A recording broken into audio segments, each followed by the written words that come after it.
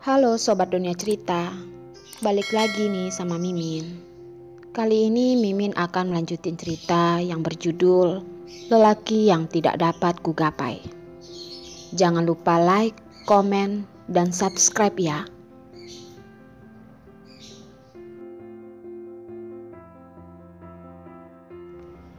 Sudahlah. Dokter itu merasa simpati.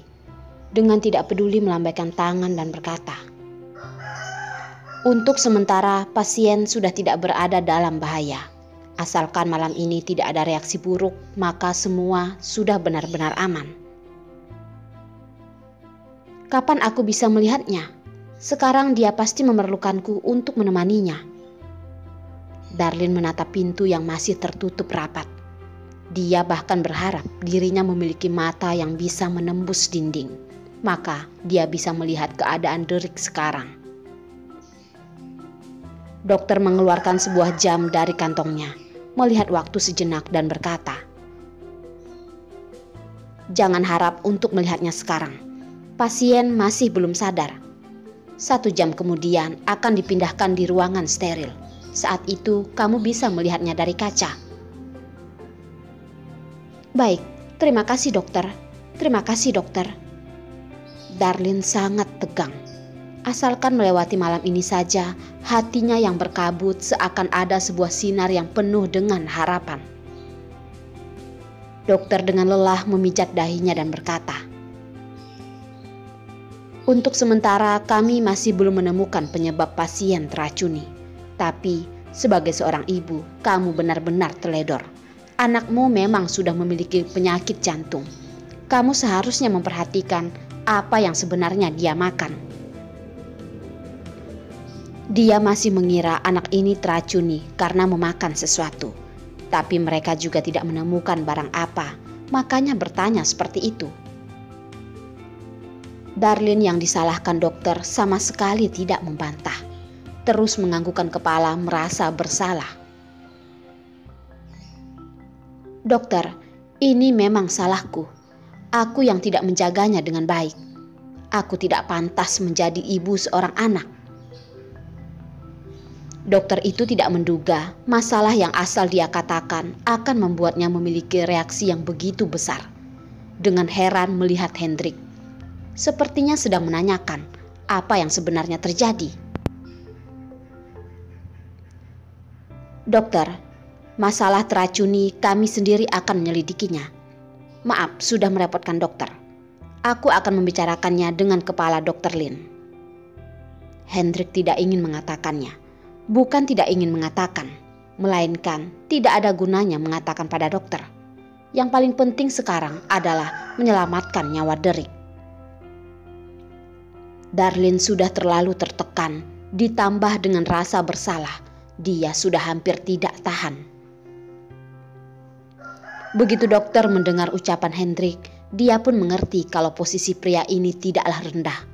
Kalau ada hubungan dengan pemimpin mereka, nadanya pun membaik. "Ini memang adalah hal yang seharusnya aku lakukan. Nanti setelah kalian mengurus urusan rawat inap, sekalian bayarlah biayanya." "Baik dokter," jawab Hendrik. "Aku pergi melihat keadaan pasien dulu. Kalian tunggu 1 jam lagi baru datang melihatnya." Setelah dokter memberitahukan pada mereka, membuat pintu ruang darurat dan berjalan masuk ke dalam. Darlin berdiri di luar dan menatapnya. Tapi selalu sebuah pintu besar. Di dalam masih tertutupi oleh sebuah gorden yang tebal, menghalangi penglihatannya. Dia tidak melihat apapun. Pintu ruang darurat kembali ditutup. Hendrik juga ikut berkata,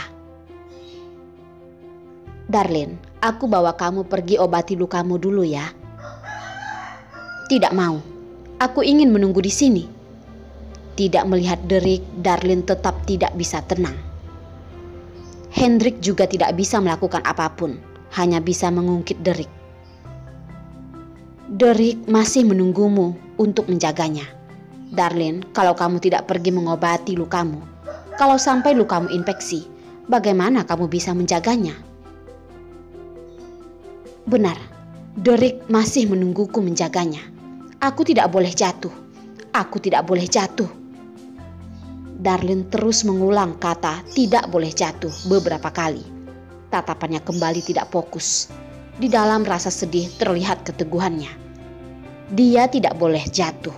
Demi Derek, dia tidak boleh jatuh. Hendrik melihat Darlene akhirnya bersedia berkompromi. Hatinya juga ikut merasa lega. Dia benar-benar takut Darlene akan bersikeras menetap di sini. Hanya takut kalau Derek masih belum sadar, tubuhnya tidak akan tahan.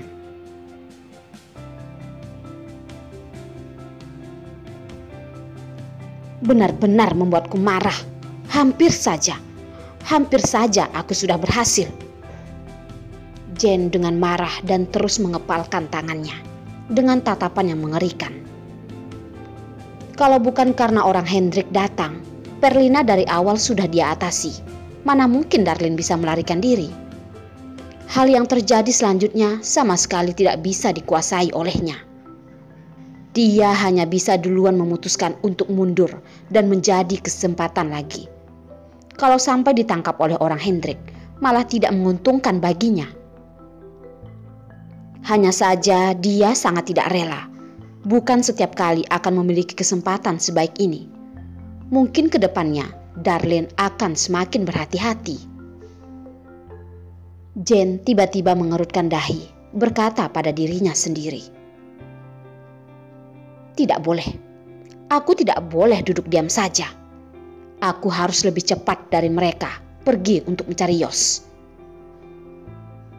Memikirkan ini, Jane langsung menyuruh orang untuk menyiapkan mobil. Melihat waktu sudah tengah malam, jam segini juga tidak efisien. Tapi dia tidak boleh membiarkan mereka berdua duluan pergi untuk mengadu duluan.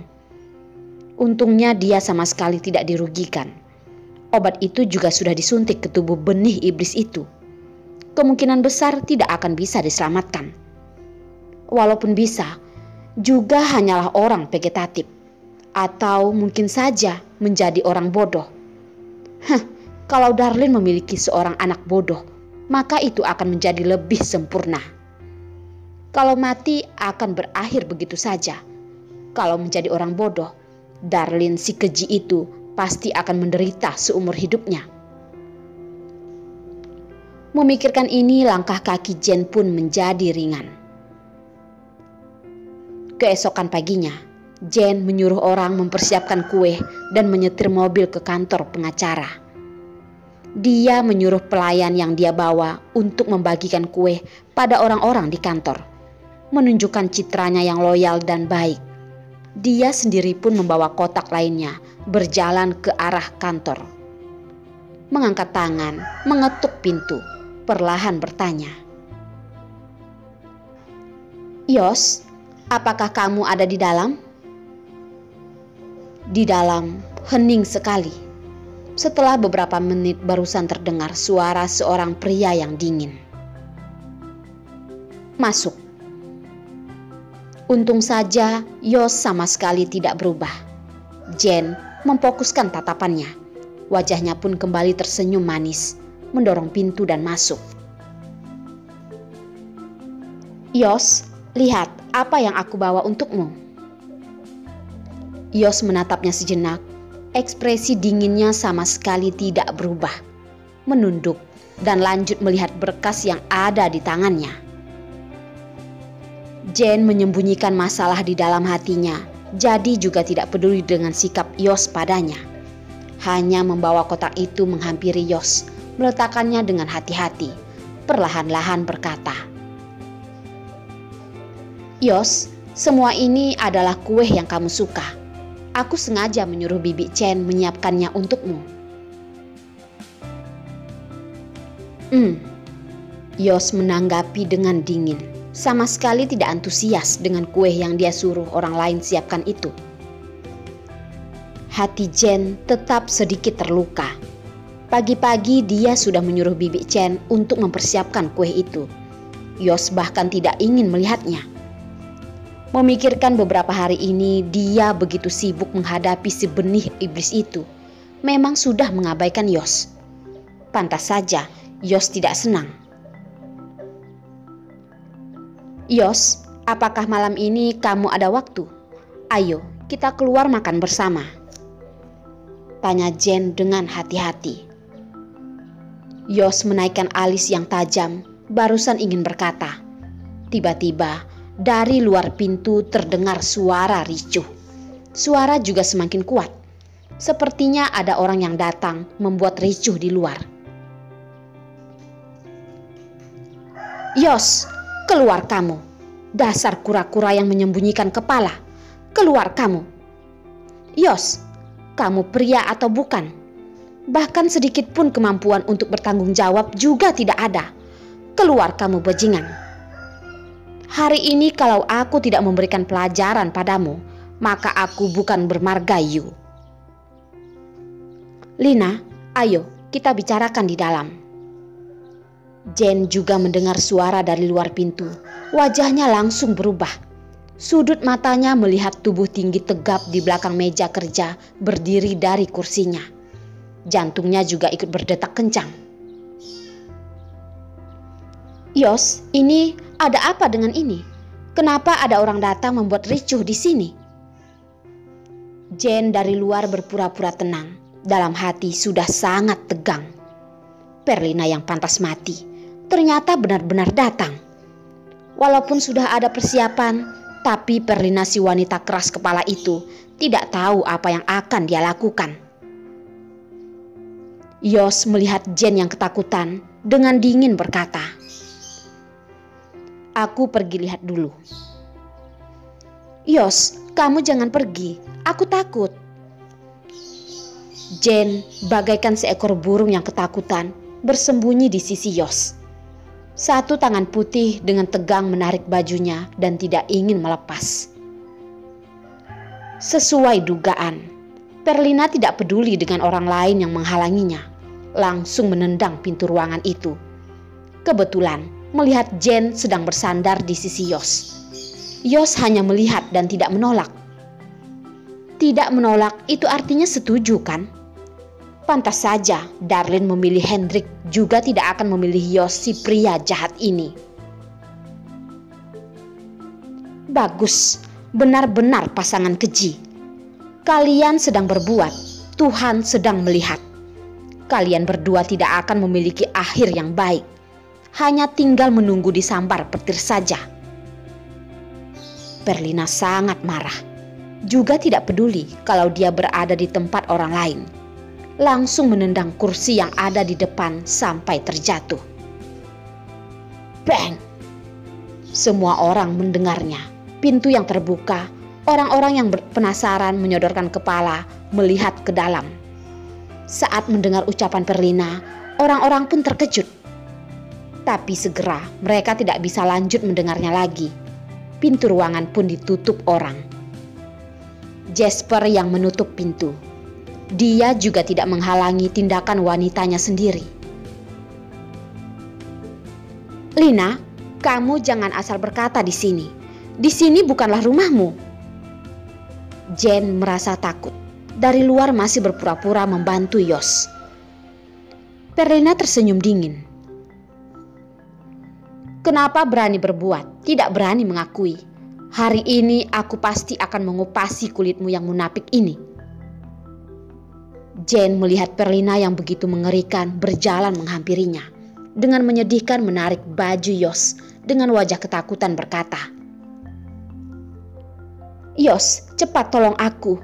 Lihatlah, dia seperti ingin menelanku." Perlina barusan ingin melewati Yos, satu tangan langsung menghalang di hadapannya, menghalangi jalannya.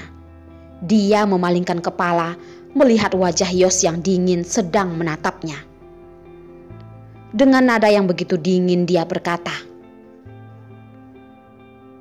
"Katakan ucapanmu barusan dengan jelas." Perlina menatap Yos dengan tidak mengalah dan berkata, "Kenapa? Apakah yang aku katakan itu salah? Kalau kamu tidak bisa mengurus wanitamu sendiri, kalau begitu aku akan membantumu mengurusnya." Terdiam sejenak lalu menambah, Atau kamu seharusnya tanyakan dulu pada wanitamu hal buruk apa yang sudah dia lakukan? Yos mengerutkan dahi, menatap wajah Jane yang ketakutan. Jane malah berpura-pura tidak bersalah dan menggelengkan kepala padanya. Yos, aku benar-benar tidak melakukan apapun. Aku tidak tahu apa yang sedang dia katakan.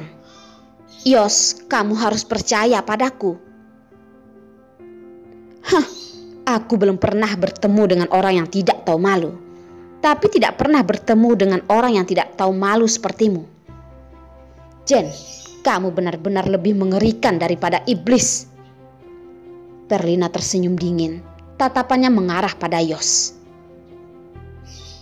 Aku hanya tanyakan padamu, kamu percaya ucapan orang keji ini atau percaya dengan ucapanku? Yos, Jane dengan tegang menunggu di sana. Yos melihat Perlina sejenak, dengan dingin berkata, aku hanya percaya dengan kenyataan yang aku lihat. Kenyataan yang dia lihat, apakah itu adalah kelakuannya yang sembrono di wilayahnya tadi?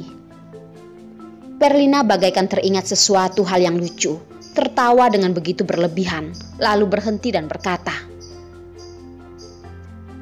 Yos, aku akhirnya tahu kenapa Darlene tidak percaya padamu. Karena kamu adalah pria yang tidak pantas dipercayai, dan bahkan tidak layak untuk menyerahkan seumur hidupnya padamu. Dia akhirnya mengerti, selama 4 tahun ini, Darlene memiliki begitu banyak kesempatan untuk memberitahukan masalah keberadaan anak padanya. Semua penderitaan yang dia alami, tapi tidak ada gunanya.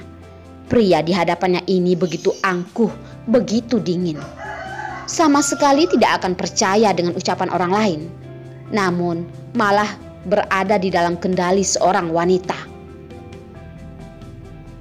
Yos, kamu benar-benar bajingan. Oh, bukan. Mengatakanmu bajingan sudah terlalu memandang tinggi dirimu. Kamu adalah sampah. Lina, ada masalah apa? Katakan baik-baik. Jasper juga bertemu dengan Perlina di depan pintu dan masuk bersama. Dia barusan ingin menanyakannya mengapa menghilang semalaman. Ponselnya juga tidak diangkat. Tidak menduga Perlina langsung mengabaikannya. Dengan marah langsung masuk ke dalam ruangan Yos. Sepanjang jalan dia sudah membantunya menghalangi banyak sapam. Kalau bukan karena dirinya, Perlina mana mungkin masuk dengan begitu mudah. Tidak menduga Perlina semarah ini. Perlina sama sekali tidak memandang Jasper. Dengan tidak sungkan menghempaskan tangannya. Kamu jangan menyentuhku. Kalian itu sama saja. Satu sampah, satu bajingan. Apa bedanya kalian? Perlina, sebenarnya apa yang terjadi? Yos dan aku tidak tahu apa yang sedang kamu katakan. Jasper menatap Perlina yang begitu marah. Tatapannya terlihat khawatir.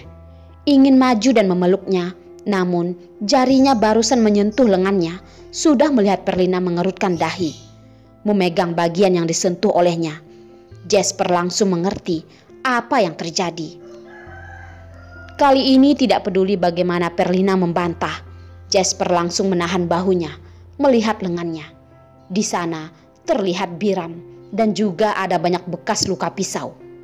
Walaupun sudah diobati, tapi melihat lukanya pasti bukan luka lama. Apa yang terjadi? Siapa yang melakukannya ini? Jasper pun bertanya dengan keras. Perlina ingin menarik tangannya, namun genggaman Jasper terlalu kuat. Dia masih belum bisa melepaskannya, namun tatapannya dengan tajam menatap ke arah Jane. Siapa yang melakukannya? Siapa yang paling jelas? Kalau kamu ingin membalas dendam untukku, maka tahan Yos untukku. Hari ini aku harus memberikan pelajaran pada si orang keji ini. Perlina, kamu jangan asal berkata. Aku bahkan tidak tahu apa yang kamu katakan. Jane teringat Yos ada di sini. Betapa marahnya Perlina dia juga tidak berani melakukan apapun padanya. Dan masalah semalam, dari awal dia sudah menyuruh orang untuk memusnahkan CCTV di sepanjang jalan. Walaupun Yos menyelidikinya juga tidak akan mengetahui dirinya. Jadi, dia semakin tidak takut. Jasper juga melihat Jen sejenak dan bertanya,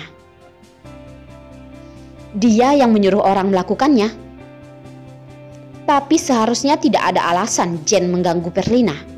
Selain melibatkan... Jasper menatap ke arah Yos yang terlihat begitu dingin. Apakah karena terjadi sesuatu pada Darlin? Perlina sama sekali tidak peduli bagaimana Jasper bertanya. Hari ini dia harus memberikan pelajaran pada Jen. Siapapun yang menghalanginya juga tidak akan berguna. "Cepat, lepaskan tanganku." "Aku tidak mau. Aku bawa kamu ke rumah sakit dulu. Nanti baru kita bicarakan pelan-pelan." Kata terakhir ini dia katakan untuk Jen. Kalau benar-benar adalah Jen yang menyuruh orang menyakiti wanitanya, Jasper tidak akan membiarkannya begitu saja. Tapi Perlina ingin memberikan pelajaran pada Jen sekarang juga. Sekarang Derek masih berbaring di ruang operasi dan masih tidak jelas hidup atau mati. Darlin masih berjaga di depan pintu dengan tubuh yang penuh dengan luka. Dia mana mungkin bisa melihat pasangan keji ini begitu bebas di sini. "Jen, kamu mengatakan aku asal berkata. Kamu membawa orang pergi menghalangi Darlin di luar negeri. Apakah kamu kira aku tidak tahu? Kalau bukan karena Darlin menghalangiku, dari awal aku sudah membunuhmu. Kali ini kamu masih tidak menyerah, begitu kejam sampai ingin membunuh. Apakah kamu adalah manusia?" "Perlina, jangan asal memfitnah. Aku tidak melakukan apapun. Aku terus berada di rumah. Kalau tidak percaya, kamu bisa menyuruh orang mencari tahu." Jen secara refleks mengepalkan tangannya. Takut Perlina mengungkit masalah benih iblis itu. Setelah berpikir dan merasa tidak mungkin Darlin si keji itu begitu peduli pada anaknya, pasti tidak ingin Yos merebut anak darinya. Asalkan tidak mengatakan masalah anak, dia bersikeras tidak mengakui. Dia tidak percaya Perlina bisa melakukan masalah apa. "Semua yang kamu katakan itu benar." Yos yang dari tadi begitu dingin dan tidak berbicara, tiba-tiba berbicara dengan nada rendah dan tidak bersuhu, begitu dingin sampai menusuk tulang. Perlina melihat ekspresi Yos sejenak, tersenyum dingin dan berkata, "Yos, kamu tidak perlu berpura-pura lagi. Kalau kamu percaya padaku, kamu tidak akan melindungi wanita ini lagi. Semua penderitaan yang Darlin terima demimu bukanlah hal yang bisa kamu bayangkan." Tatapan gelap Yos mengecil dan bertanya, "Di mana Darlin?" Ucapan Perlina tiba-tiba membuat hatinya kacau. Dia ingin melihat wanita bodoh itu. Sekarang, segera, sekarang juga. "Yos, jangan mendengarnya. Aku benar-benar tidak melakukan itu. Bagaimanapun, Darlin juga adalah teman baikku. Aku mana mungkin melakukan hal itu, benar kan?" Senyuman di wajah Jen sangat terpaksa, tapi tetap berusaha untuk tenang. Perlina tidak menghindar dan menjawab, "Tentu saja, tapi Darlin ada di mana? Kamu tidak perlu mengetahuinya." "Lepaskan, jangan salahkan aku tidak sungkan." Dia sudah mengatakan hari ini, tidak peduli siapapun jangan berpikir untuk menghalanginya memberikan pelajaran pada wanita kejam di hadapannya ini. Jasper menatap Perlina sejenak, tertegun, perlahan melepaskan tangannya. Dia pasti akan mengecek masalah ini sampai tuntas.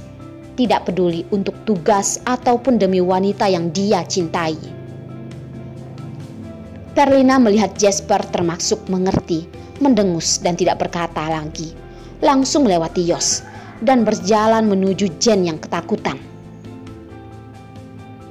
Apa yang ingin kamu lakukan? Jangan main-main. Ini adalah wilayah Yos. Aku tidak melakukan apapun. Jane terlihat ketakutan dan tidak bersalah, namun tidak bersembunyi. Sepertinya sedang menunggu Perlina mendekatinya. Perlina malas beromong kosong dengan Jane, mengangkat tangan dan langsung melayangkan tamparan ke wajah Jane. Benar, hanya tinggal sedikit lagi, tangannya akan jatuh di wajah Jane. Kalau bukan karena seseorang menahan pergelangan tangannya, tamparan ini pasti akan membuat Jane mengerti apa itu namanya sakit. Yos, apa maksudmu? Walaupun aku memberitahukan kenyataannya padamu, kamu masih ingin melindunginya ya? Perlina begitu marah sampai mengepalkan tangannya. Kalau Yos ingin menghalanginya, dia tidak keberatan untuk berkelahi dengan Yos. Walaupun tidak bisa menahan melawannya, dia juga tetap ingin melawannya. Tatapan Jane terlihat terharu dan senang. Di saat dia mengira Yos sedang membelanya, ucapan Yos selanjutnya juga membuat hatinya ikut dingin. Dia ada di mana? Tatapan Yos bagaikan ingin menelannya. Perlina masih marah, juga mengikutinya mengatakan sepatah kata demi kata. Jangan berharap.